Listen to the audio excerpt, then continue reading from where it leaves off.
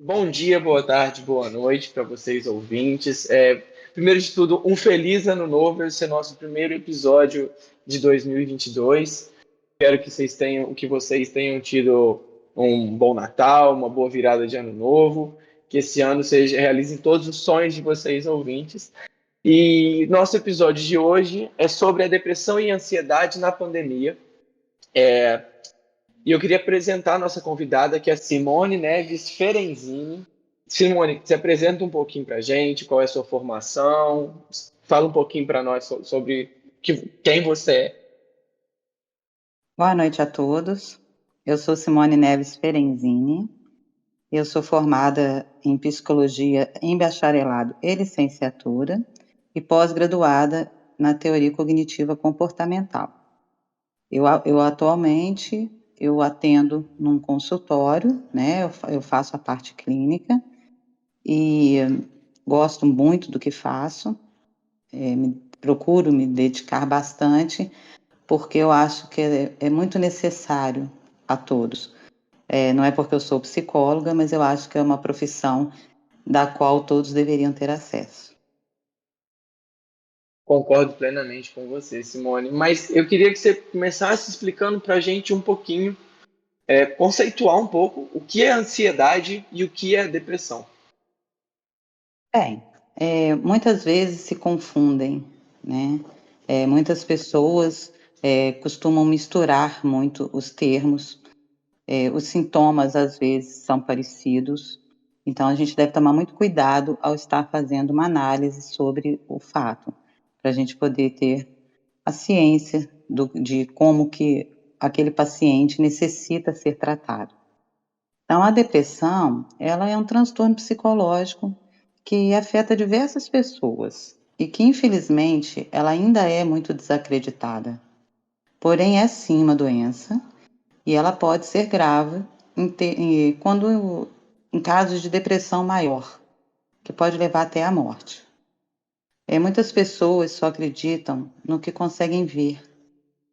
E se eu estou com febre, por exemplo, as pessoas acreditam na minha doença porque estão vendo. Mas a depressão, por se tratar de uma doença interna, muitas vezes ainda é considerada como frescura, como falta do que fazer, ou até mesmo como falta de fé. Como se a pessoa tivesse o poder de controlar isso, de controlar o que sente. Quando, na verdade, o que ela mais queria era não ter esses sentimentos. A rotina de uma pessoa com depressão, ela fica comprometida, uma vez que a doença ela passa a interferir na sua capacidade de trabalhar, de estudar, de comer, de dormir e de realizar as atividades comuns do cotidiano. A ansiedade, ela é uma preocupação excessiva, né? Ou uma expectativa apreensiva com o futuro. Na maioria dos casos, as pessoas voltam o pensamento para os resultados negativos. É como se elas estivessem antecipando uma ameaça futura. E que geralmente é muito desproporcional ao acontecimento. Eles potencializam muito esse sentimento. Essas cargas negativas ficam muito no si, né? Ah, mas e se isso acontecer? E se aquilo acontecer? E quando ocorre isso, são geralmente com pensamentos de negatividade, de coisas ruins que podem ocorrer, né? E é como se o organismo da pessoa funcionasse num sistema de luta e fuga. E é claro que isso aí não é de uma forma intencional, né? É como se o sistema emocional ele promovesse um mecanismo de defesa, onde em muitas situações a pessoa não consegue sequer reconhecer o gatilho que a levou a estar nesse estado. E aí ela apresenta vários sintomas, esses sintomas atrapalham a sua vida do cotidiano, não consegue realizar determinadas funções, e isso é prejudicial ao paciente. Certo. Mas a ansiedade e a depressão, eles podem se manifestar associados um ao outro ou eles vão ser sempre separados? A Não, manifestação clínica. sim, eles podem estar associados, sim. Não necessariamente estarão, mas podem estar Sim. associados sim, E como porque, se eu consigo caracterizar melhor um pouco de cada um deles?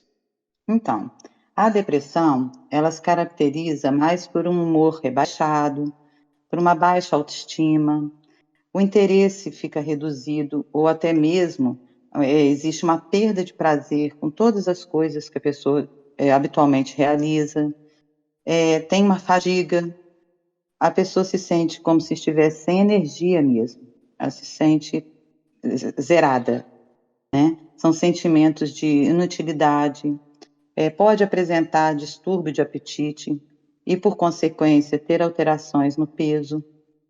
Pode apresentar também distúrbio do sono, podendo ter sono excessivo ou ausência dele. Podem ter alterações psicomotoras, como agitação ou retardo. E, em casos mais graves, tem pensamentos de autoextermínio também. Agora, a ansiedade, ela também gera distúrbio de sono e alimentares, baixa autoestima, só que a ansiedade ela tem uma preocupação excessiva e ela desenvolve também sintomas físicos, como boca seca, arritmia cardíaca, em contrapartida, falta de ar, porque se tem ataque cardíaco, ela geralmente atrapalha também na respiração. É comum que tenha sudorese, principalmente nas mãos e nos pés, tremor, dentre outros sintomas. Sim, sim. E todos esses quadros que são característicos da doença, de certo modo, eles também são naturais a uma pessoa, digamos que, sem esse quadro patológico. E como que Sim, eu conseguiria caracterizar a diferença de um quadro natural para um quadro que realmente com um diagnóstico de depressão ou de ansiedade? eu diria que seria o tempo de duração, juntamente com o índice, justamente com o nível que é atingido, o grau em que a pessoa se submete a isso.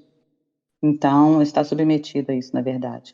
Então, a gente tem que se atentar a isso, porque tristeza, baixa autoestima, todos esses fatores que eu citei anteriormente, ele pode estar, sim, né, de forma natural. Hoje eu não acordei bem, hoje eu estou triste, hoje eu estou chateada por algum motivo, às vezes eu nem sei o motivo, mas simplesmente não acordei bem. E isso não é uma depressão. Ah, hoje eu tive vontade de chorar do nada, e tudo bem. Isso também não é uma depressão, né? Então não é patológico, isso é natural de qualquer um de nós. Uma perda, por exemplo, um luto, uma perda de emprego, um, um término de relacionamento, tudo isso causa um rebaixamento na pessoa. E isso é natural. Agora, se isso dura, se isso perpetua, se isso fica por dias, se isso passa, geralmente, né, se coloca em torno de 15 dias, que isso permanece com todos esses sintomas, aí tem que ser realmente avaliado. É igual a ansiedade. Quem não fica ansioso por uma prova, por exemplo? Fica ansioso por uma prova, fica ansioso porque vai viajar no dia seguinte, ou que vai ter a resposta de um emprego. Isso é uma ansiedade natural. Todos nós somos ansiosos em algum momento, mas a ansiedade, que ela é patológica, ela vem de uma forma diferente. Ela apresenta esses outros sintomas físicos também, e isso, assim, não é uma vez ou outra, ela tem uma constância maior, uma duração maior, efeitos mais concentrados. Então, acredito que essa seria a diferença entre o natural e o patológico.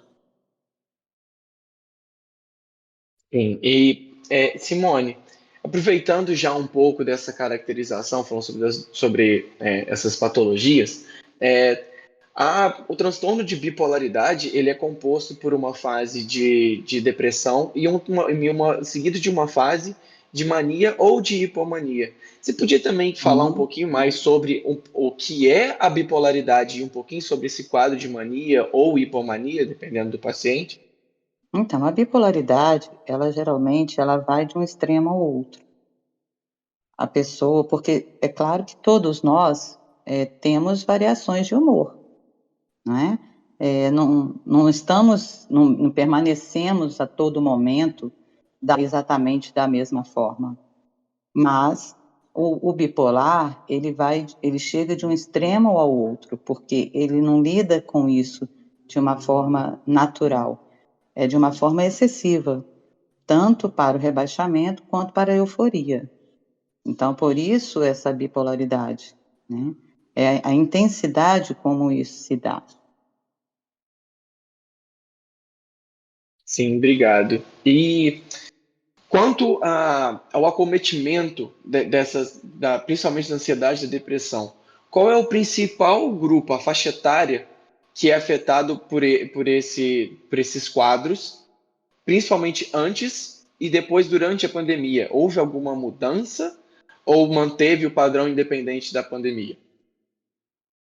Casos depressivos e de ansiedade, ele pode atingir a qualquer faixa etária. Qualquer pessoa pode estar submetida a isso, né? Não teria, assim, uma faixa etária da qual nós tal faixa tem um índice superior. É claro que existem algumas faixas que a gente pode dizer que se predominam, né? Como, por exemplo, a adolescência. Geralmente já é um período difícil, porque o adolescente ele não é mais criança, mas ele também ainda não é adulto, né? Então é natural de que ele não se sinta, ele não tenha ciência real de que mundo ele pertence. Então já é uma fase da qual ele já passa por essa dificuldade. Então é possível que possa estar apresentando níveis maiores de depressão ou ansiedade, justamente por essa fase da vida. Mas isso pode acontecer a qualquer um. Os idosos, por exemplo. Quando os idosos também têm um alto nível de depressão, porque eles muitas vezes param de trabalhar, com a aposentadoria, eles deixam de ter contato de socialização conforme eles tinham anteriormente, eles se sentem na inutilidade. Conforme vai ficando mais idoso, muitas pessoas já não têm mais paciência em ouvi-los, acham que os assuntos estão ultrapassados. Eles vão vendo os colegas, as pessoas próximas, os amigos falecendo, e eles vão se colocando dentro desse quadro. Então, também é uma faixa etária mais difícil, mais complicada. Então, assim, na parte dos jovens, das pessoas à base de trabalho, também podem estar desenvolvendo por características, por problemas, por questões de trabalho. Escola também é um fator, desenvolve muito isso, por questões de competitividade, por questões de comparações e etc. Então, eu diria que a população é afetada de uma forma geral. E a pandemia, ela veio acentuar isso aí, porque esse quadro, tanto depressivo quanto ansioso, porque as pessoas que já tinham uma tendência, né, a isso, elas acabaram mais rapidamente.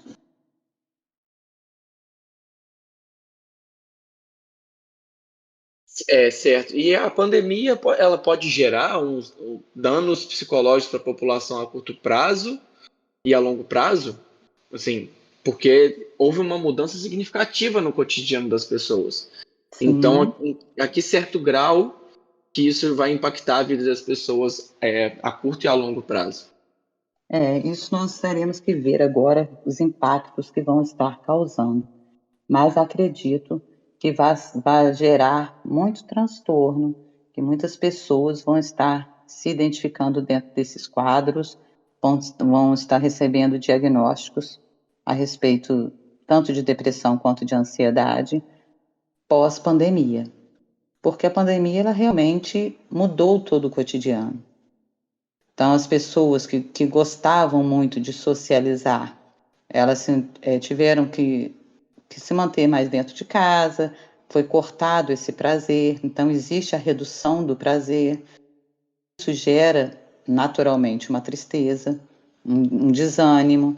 Eu me preocupo muito com as crianças, porque as crianças que estão em fase de socialização, é no colégio que se aprende a dividir, é no colégio que se aprende a lidar com as suas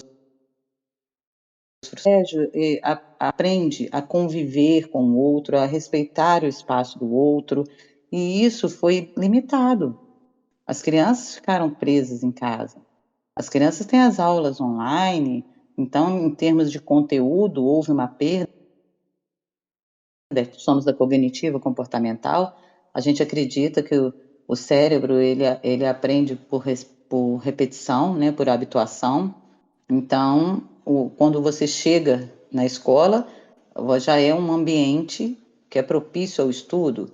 E você estando dentro do quarto, deitado na cama, com o computador no colo ou o celular para assistir aula de pijama, não funciona da mesma forma. Então, tem essa perda de conteúdo, mas o que é mais importante é a perda da socialização mesmo. Então, com certeza, isso vai gerar danos, né? Nós teremos aí alguns resultados diferentes devido à pandemia. E se é algum ouvinte nosso ouvindo isso agora, está em casa, e quais sinais e sintomas que ele, por exemplo, deve notar para que caso alguém dentro da própria casa, alguém do convívio dele, apresente esses sinais e sintomas, o que ele deve avaliar, o que ele deve perceber e qual deve ser a conduta dele em seguida, depois de perceber esses sintomas de uma pessoa próxima a ele. A luta seria justamente buscar ajuda, uma ajuda profissional, porque nós, só profissionais, nós temos uma capacidade maior de estarmos avaliando se realmente é patológico ou se é natural. Então, a pessoa ela pode estar atenta ao comportamento de quem está próximo. Esse comportamento está mudando, mas está mudando com que frequência? Ele se mantém dentro desse quadro? Isso é relativo? Ah, hoje ele está assim, mas passa muito tempo no estado, ali é um tanto ele apresenta novamente. Ah, não, apresentou isso porque teve uma perda de um animal, ou porque um coleguinha falou alguma coisa, xingou, falou, ou porque teve algum problema no trabalho. Então, a gente precisa observar se existe um motivo e de que forma que esse motivo está atingindo essa pessoa, por quanto tempo essa pessoa se mantém dentro desse quadro. Então, eu acho que é mais dentro disso, é observação mesmo e principalmente empatia. Porque Mas não há nada que familiares possam fazer dentro de casa para amenizar uma crise, por exemplo, pais fazerem alguma coisa para amenizar a crise do filho, além de levar uma terapia, se necessário, fazer o uso dos medicamentos ministrados por um psiquiatra, ou existe alguma coisa além disso? claro, existe.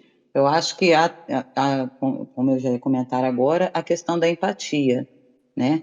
A pessoa tem que se colocar no outro, compreender o porquê que o outro está assim. Se a pessoa está desse jeito, eu posso tentar amenizar esses impactos de uma outra forma. Ah, está mais desanimado, está mais só na cama, eu posso tentar estimular para que a pessoa consiga reagir. Eu posso tentar modificar esse quadro. Eu posso chamar para fazer alguma coisa, alguma atividade. Eu posso estar buscando e principalmente demonstrar a essa pessoa que ela não está sozinha. Demonstrar a essa pessoa que tem alguém por ela, que as pessoas estão ali para ajudar, para olhar, para incentivar, para acrescentar, que essa pessoa não está sozinha ali e que principalmente que a pessoa acredita que ela realmente esteja sentindo isso. Isso não é uma invenção da cabeça dela, mas que a pessoa acredita e quer ajudar. Então, eu acho que isso é muito importante, estar se colocando à disposição, ter mais tempo para olhar o outro, ter mais tempo para observar o outro.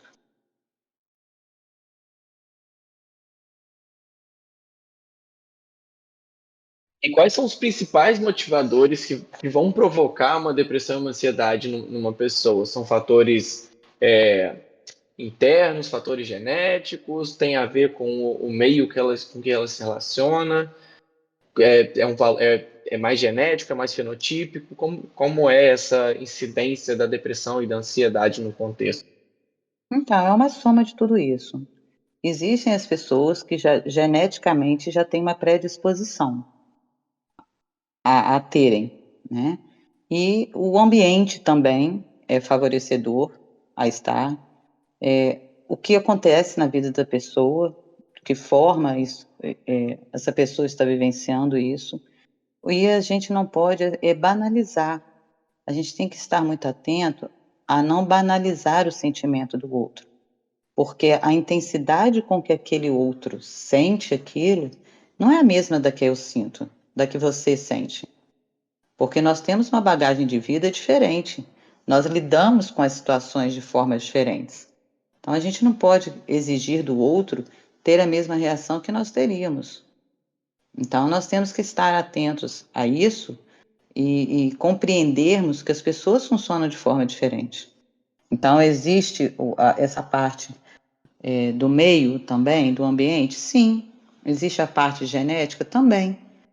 Então, eu acredito, mas uma coisa vai somando a outra para que se gere isso. E o quadro de burnout, ele é um quadro que tem sido muito falado hoje em dia pelo excesso de trabalho, por exemplo, e não só de trabalho, né, mas estudantes, uma pessoa que se esforça tanto naquilo que ela está almejando, seja o que for, que ela tem um desgaste tão grande, principalmente físico e principalmente mental, que ela começa a apresentar quadros físicos não só físicos, né, mas ela começa a apresentar quadros patológicos extras. E o burnout, ele tem alguma ligação com a ansiedade e com a depressão? Pode estar ligado, sim, mas não necessariamente, assim como a depressão e a ansiedade se diferem, ele também se difere.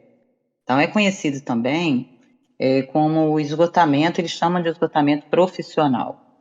Antes se tinha realmente essa visão, se tinha a visão de que todo excesso, né, físico e mental poderia estar se caracterizando por aí. Então, poderia ser realmente na questão de esgotamento pelo estudo, ou por qualquer outra, até mesmo para aquelas pessoas que ficam o dia inteiro na academia fazendo exercício. Então, assim, que fosse em excesso. Porém, agora em janeiro, né, a OMS classificou enquanto uma doença relacionada ao trabalho. Mas entendo que ela não venha somente pelo trabalho.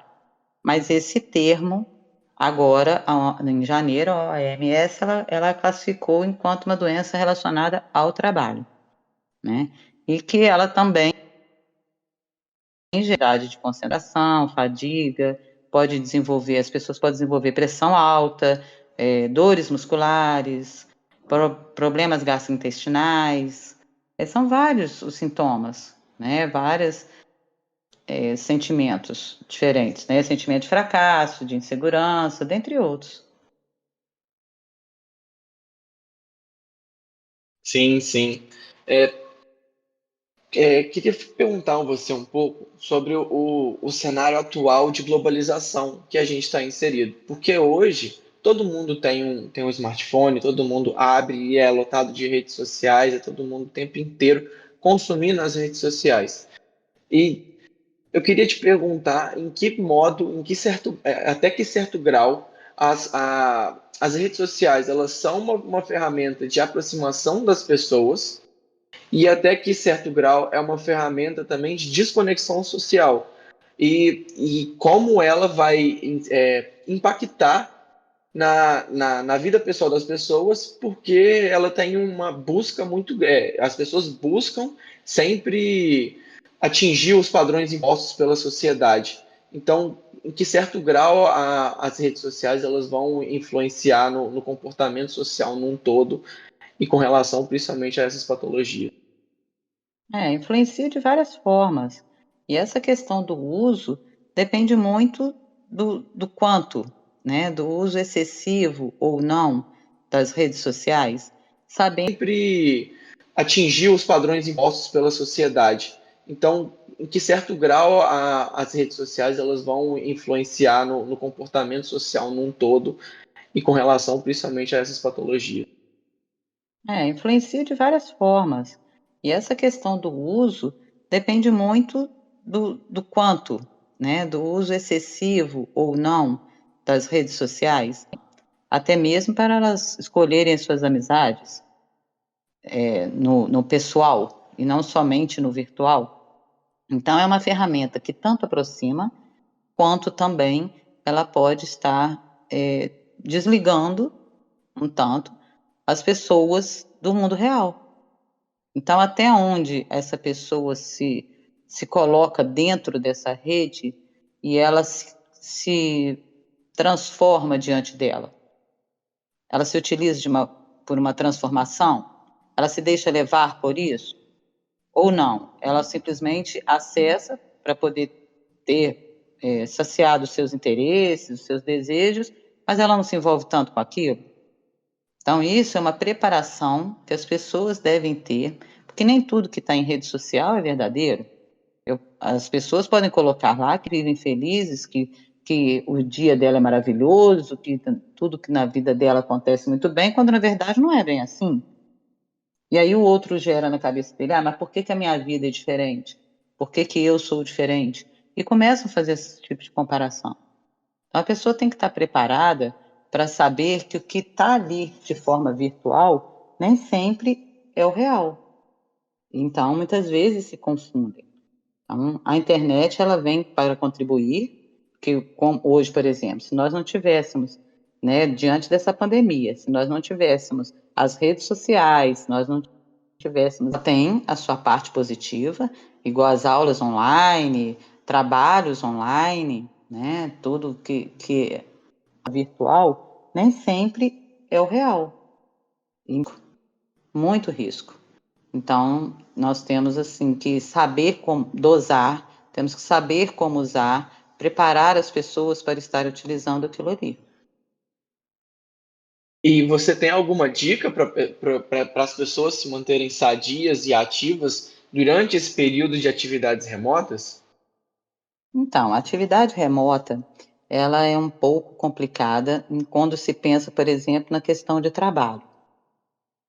Existem aquelas pessoas que não conseguem se desligar, que foi o que nós dissemos agora há pouco sobre essa doença, né, do excesso né, na atividade profissional. Então, as pessoas não conseguem se desligar. Elas estão ali de forma online, elas têm, vamos supor, as reuniões, ou a parte dela de trabalho, não, mas eu vou adiantar tal coisa, eu vou fazer tal coisa. E ali ela acaba se perdendo e quando vê, ela só fez aquilo o dia todo, não conseguiu mais, além daquilo. Então, a pessoa tem que se policiar para isso. Eu sempre oriento aos meus pacientes que façam um roteiro diário, que se proponham a estar colocando o roteiro da semana. O que eu vou fazer nesta semana? Segunda-feira eu vou fazer isso, isso e aquilo. Então, estarem colocando sempre um planejamento semanal, para que a pessoa não fique somente focada em uma coisa e se esqueça de fazer outra. E isso inclui tudo, inclui trabalho, inclui estudo, inclui lazer, inclui socialização, tudo. Então, eu posso dividir o meu dia de forma que eu tenha condições de estar me movendo dentro de todas essas áreas.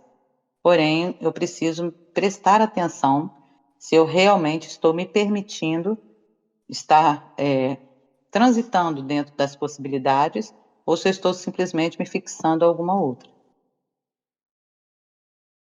Mas e com o outro lado da moeda? As pessoas que precisam e precisaram, principalmente, sair durante o ápice da pandemia para trabalhar e fazer as coisas. Como que elas podem lidar com as questões que estão relacionadas com medo, com o risco da possibilidade de contrair a doença e quais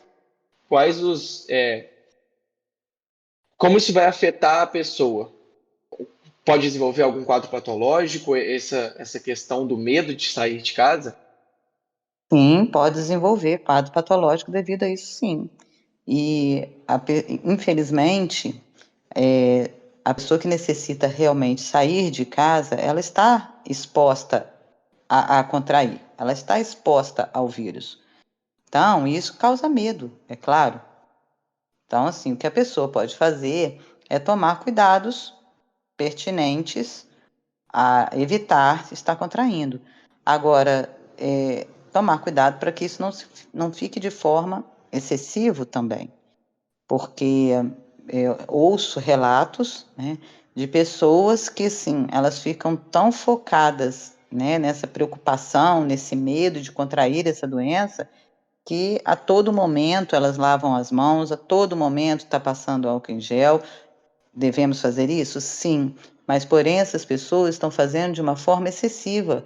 Elas fazem a todo momento e com isso elas estão até perdendo a oleosidade natural das mãos, estão tendo ressecamentos, ferimentos devido a isso. Então, isso é algo que vai trazer uma consequência futura para a pessoa? Sim. Então, esse psicológico dessa pessoa, por exemplo, está afetado. Então, ela precisa compreender que a pandemia está aí e nós não sabemos quando isso vai terminar. Cada hora muda, vem uma nova variante e a gente não sabe por quanto tempo ficaremos nela. Então, precisamos compreender que esse é o nosso novo cotidiano, que agora nós temos que viver dessa forma.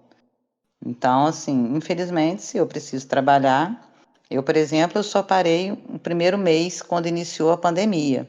Depois, não tinha como, nem todos os atendimentos podem ser online, então algumas pessoas não têm a confiabilidade de estar falando dentro de casa, essas pessoas, como os membros familiares acabaram tendo que ficar em casa, a casa estava cheia, eles não se sentiam confiáveis para isso, então elas necessitavam ir para os consultórios. E aí como que faz? Você não atende as pessoas, deixa as pessoas vulneráveis a isso? Então eu fiquei parado só um mês, depois eu continuei trabalhando. Então tinha meus receios, tinha medo de contrair? Tinha, tenho até, né? Não contraí em momento nenhum, mas tenho até hoje. Mas eu procuro lidar de uma forma mais natural dentro disso, porque esse agora é o meu cotidiano. Como dizem, é um novo normal, né? É uma É, nova realidade que a gente tem que se acostumar. se acostumar e compreender que agora vai passar a ser assim. E tem muitos hábitos que eu acredito que fossem realmente errados e que hoje em dia os cuidados que nós temos, nós já deveríamos ter antes, esses cuidados mesmo de higienização, de esterilização, nós já deveríamos ter mesmo com outros tipos de doença, com outras bactérias, com outros vírus, a gente poderia também estar vulneráveis a isso. Portanto, eu acho que a gente até nós vamos aprender a nos cuidar um pouco mais. Simone, para finalizar sobre esse assunto, né? Eu gostaria de te perguntar se você vê que com o avanço da vacinação, com a reabertura dos estabelecimentos, com a vida voltando um pouco mais ao normal do que era antes, se você vê que ocorre alguma chance da taxa da saúde mental, das patologias de saúde mental, terem uma baixa, ou você acha que elas vão, independente da volta, vão se manter uma constante? Então, isso é algo que nós vamos estar verificando agora, com esse retorno, porque a gente não tem como prever muito de que forma isso vai se dar, porque conforme eu falei anteriormente, cada indivíduo funciona de um jeito, e a gente não tem como prever o funcionamento. Eu acredito que vai ter uma baixa sim, mas, por outro lado, se nós formos analisar, muitas pessoas já acostumaram à forma online, à forma remota, e agora ter que estar novamente nos ambientes talvez lhe cause um sentimento ruim, um incômodo. Então, nós não sabemos, mas ele ficou a vida toda trabalhando assim, ou estudando assim, e para ele era de boa. Mas agora temos que compreender que por 2 anos essas pessoas passaram a ter um novo tipo de vida, uma nova habituação. Então, não sabemos quando essas pessoas retornarem, se elas retornarão de forma saudável ou não.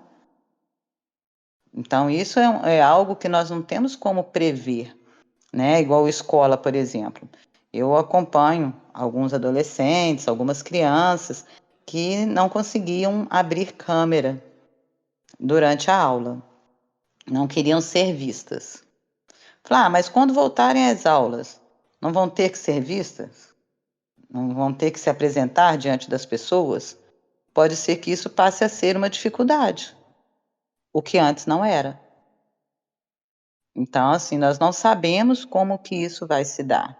Talvez aquela pessoa que trabalhasse com uma outra que ela não tinha uma afinidade, uma proximidade positiva diante daquela pessoa, estar trabalhando de forma remota para ela era favorável. Agora ela retorna ao trabalho, retorna à empresa e é obrigada a conviver com aquela pessoa. E como que isso vai ficar? Então, assim, o fato de retornarmos ao, entre aspas, o que era normal, a habitualidade que tínhamos, a gente não sabe como que isso ainda vai se dar. Nós vamos ter que estar aguardando aí, esperando para poder nos certificarmos disso. Simone, eu gostaria de agradecer muito a sua participação, pelas suas falas, te agradecer muito pela disponibilidade para gravar o episódio com a gente, e queria te perguntar se você gostaria de falar mais alguma coisa, de alguma coisa que você achou que não foi dita, alguma contribuição, alguma frase. Gostaria de falar mais alguma coisa? Eu queria também agradecer a oportunidade, sempre que possível, uma coisa e tal, eu sempre procuro estar tentando participar, porque eu acho que é um crescimento tanto para quem está ouvindo, quanto um crescimento para mim também, quanto profissional. Eu gosto de estar atuando, de estar desenvolvendo e desse conhecimento. E em termos assim de acrescentar, eu só gostaria de acrescentar que para que nós sejamos mais humanos, para que nós possamos deixar um pouco o egocentrismo de lado, deixar um pouco de olhar somente para nós e passarmos a olhar bem para o outro. Compreendermos que as pessoas não funcionam como a gente, que as pessoas têm uma bagagem de vida, experiências de vida, marcas que são diferentes das nossas vivências, porque é muito comum, por exemplo, outra pessoa fala assim, fulano hoje me olhou de uma forma diferente, deve estar com algum problema comigo. A gente não pensa que o fulano olhou diferente porque ele pode estar vivendo problemas internos. Então, assim, ter mais empatia, ter mais atenção ao outro, para que a gente possa estar contribuindo de alguma forma e para que nós possamos estar mais atentos aos sinais que esse outro dá. Então, acho que seria isso que eu gostaria de complementar. Simone, você gostaria também de divulgar suas redes sociais para os ouvintes? E assim, eu não atuo muito em redes sociais, né? Eu não tenho um Instagram, por exemplo, profissional. Eu somente estou do consultório, né? Que é onde eu trabalho, né? Eu atuo no Edifício Solar do Progresso, que fica próximo ao Parque Alves, ali na Rio Branco 2288, na sala 1102. Posso divulgar aqui também meu telefone, que também é o WhatsApp, caso alguém queira entrar em contato, caso alguém queira fazer alguma pergunta e queira entrar em contato comigo até para uma consulta, eu vou deixar aqui o número do meu telefone. Aí eu posso falar? Claro, por favor. É 98876-6832. E o meu e-mail é simonenferenzini@hotmail.com. Se algum de vocês forem lá, falem que vocês foram lá através do nosso episódio, hein? Por favor. E, mais uma vez, gostaria de te agradecer, Simone. Gostaria de agradecer também aos nossos ouvintes que chegaram até o final. agradecer muito vocês. Esse projeto é feito para vocês. Espero que tenham contribuído, que vocês saiam desse episódio sabendo mais do que quando vocês entraram, que tenha sido uma contribuição grande de conhecimento, não só de conhecimento técnico, mas também de conhecimento de vida, da importância da saúde mental para vocês. Gostaria de também pedir para vocês que sigam a gente nas redes sociais, @IFCast, no Instagram, no YouTube e no Spotify. Aonde for possível que vocês curtam, compartilhem com seus amigos, para que a gente tenha um alcance maior e que esse projeto continue cada vez mais forte. Muito obrigado mais uma vez, Simone. Obrigada a todos pela atenção, espero ter contribuído, e se ficou algo que não foi bem compreendido, que gostaria de tirar dúvida, me coloco à disposição, tá bem? Obrigada pelo convite e boa noite a todos. Muito obrigado, Simone. Em nome de toda a equipe, eu te agradeço muito pela disponibilidade e pela gravação do episódio de hoje. Obrigada.